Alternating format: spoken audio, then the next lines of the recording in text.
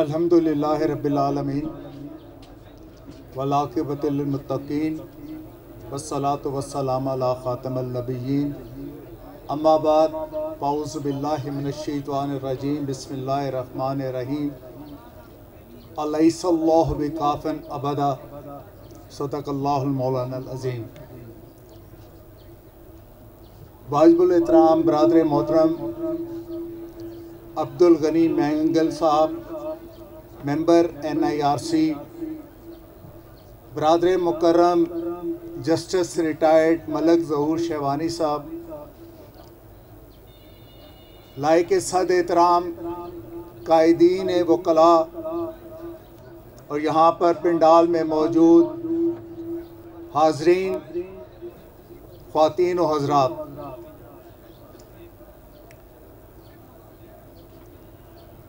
इस हवाले से तो कभी शक नहीं रहा कि बलूचिस्तान आला रवायात का हामिल सूबा है। कोयटा बार एसोसिएशन मोहब्बत व इसार का मरकज़ है। यहाँ के वकला की मेहमान नवाजी एक मुसलमा असूल की तरह है।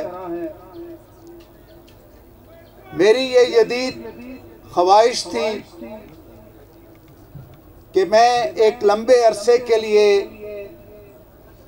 यहाँ पर आता और सूबा बलूचिस्तान की मुख्तलिफ बार एसोसिएशन का दौरा भी करता, लेकिन वक्त की नज़ाकत ऐसी रही कि 1 मई को पाकिस्तान की तारीख में पहली मर्तबा NIRC ने एक इनिशिएटिव लेते हुए एक इंटरनेशनल लेबर डे पर एक इंटरनेशनल कॉन्फ्रेंस का इनेकाद कर रही है, जिसकी बिना पर मेरी और मेरे इस्लामाबाद में मौजूद तमाम साथियों की बेहद मसरूफियत है।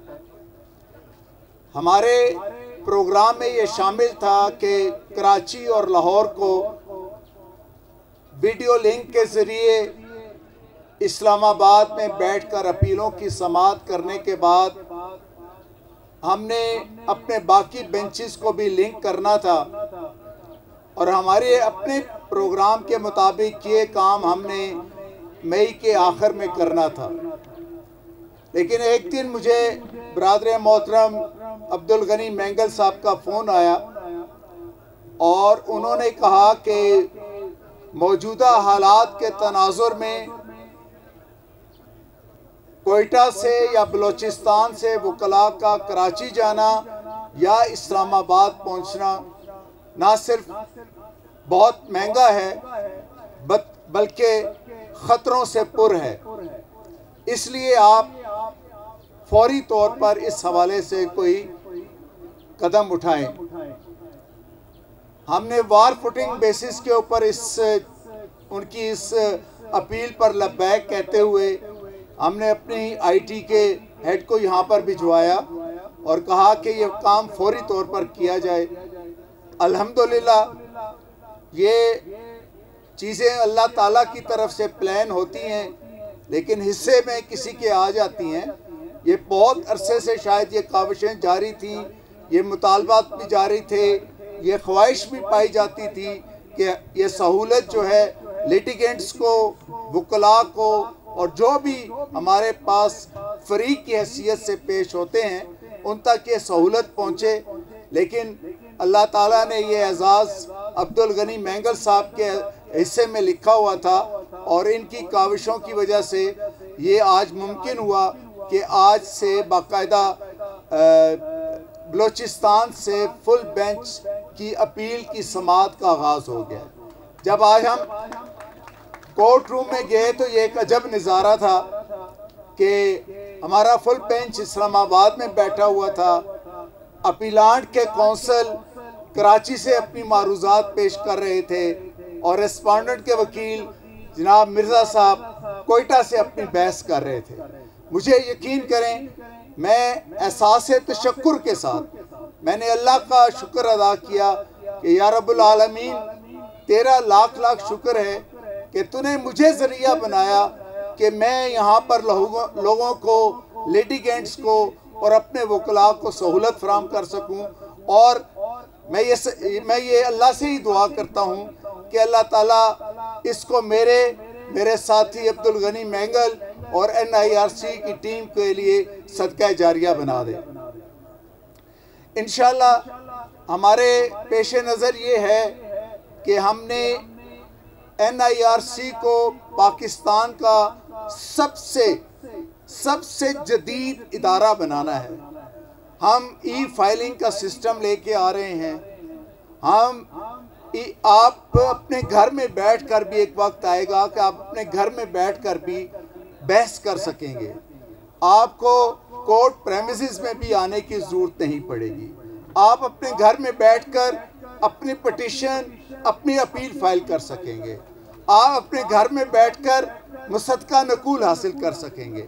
हम इस तरफ इंशाअल्लाह तेज़ी के साथ बढ़ रहे हैं और बहुत ज़्यादा हमने इस काम के नतीजे में जो सबसे बड़ा हुआ कि हमारी ओल्ड केसेस की पेंडेंसी 80% कम हुई और हमारी फ्रेश इंस्टीट्यूशन 200% इंक्रीज़ हुई है, जो इस बात का इशारा है कि लोगों का NIRC के ऊपर एतमाद बढ़ा है, लोगों की तवक्कुआत बढ़ी हैं, लोगों को ये यकीन होने चला है कि हम इस फोरम में अब जाएंगे तो हमारे केसेस साल तक पेंडिंग नहीं रहेंगे।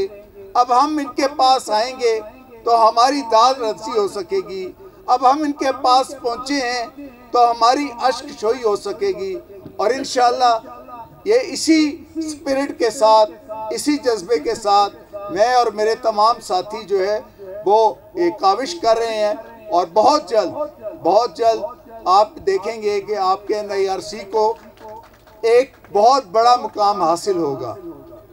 इस फुल बेंच के लोकली समात करने के नतीजे में हमारे नौजवान वकला को भी मौके मिलेंगे कि वो इस फील्ड में आए और इस फील्ड में लोगों के हकूक़ के लिए अपने पाँव गुबार आलूद करें, अपनी सलाहियतें खपाएं और अपनी जद्दोजहद करें, दुआएं भी लें और अपने लिए अपना एक मकाम भी बनाएं। और इसी तरीके से NIRC की हम वुसअत को का अंदाज़ा इस बात से लगाएं कि अल्हम्दुलिल्लाह, मैं इस पे अपनी ज़ात को कोई क्रेडिट नहीं दे रहा, ये मेरे अल्लाह का करम है और मेरे साथियों का ताबन और काविश है कि 1969 से लेकर आज तक ये पहली मर्तबा हुआ है कि 2025 के पहले क्वार्टर के हवाले से ILO ने ये रिपोर्ट दी है कि NIRC की परफॉर्मेंस अबव बोर्ड है, अल्हम्दुलिल्लाह। और इसके नतीजे में पाकिस्तान के जो बहुत से मसाइल हैं, जो यूरोपीय यूनियन के इमदाद के हवाले से हैं, जो हमारी एक्सपोर्ट्स के हवाले से हैं, जो और बहुत सारी जगहों पे, क्योंकि आपको पता ही है ILO के कन्वेंशंस की को एक मैंडेट हासिल होता है जिस तरह यूनाइटेड नेशंस की रेजोल्यूशंस को होता है। हम ILO के कन्वेंशन 87 और 98 के तहत काम कर रहे हैं। इसीलिए हमने ILO वालों को कहा कि आएँ आप हमारे साथ मिलकर काम करें और हमने उनको ये तजवीज़ दी कि 1 मई को NIRC और ILO कोलैबोरेट करके एक इंटरनेशनल लेबर डे के ऊपर कॉन्फ्रेंस कर रहे हैं, जिस पर उन्होंने एग्री किया और उन्होंने हमारे आइडिया को बहुत ज़्यादा अप्रिशिएट किया। हमने इस कॉन्फ्रेंस का नाम रखा है वी इन 2025।